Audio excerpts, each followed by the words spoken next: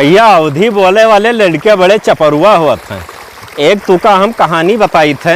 एक जगह इंटरव्यू रहा तो 3 लड़के इंटरव्यू दिए गए। वो वहाँ एक अवधी भाषी रहा, एक हिंदी भाषी रहा, एक अंग्रेजी भाषी रहा। अब एग्जामिनर के सवाल सुन के वो अवधी भाषी उत्तर का दे। इस वीडियो के अंत तक बने रहो, मज़ा आई जाए दोस्तों। वह के जवाब सुन के एग्जामिनर प्रश्न पूछिस कि क्या मैं अंदर आ सकता हूँ? इसको जो सबसे कम शब्दों में बोलेगा उसकी नौकरी पक्की हो जाएगी। सबसे पहले वो हिंदी बोलने वाला लड़का गया। उसने कहा कि श्रीमान जी मैं अंदर आ सकता हूँ।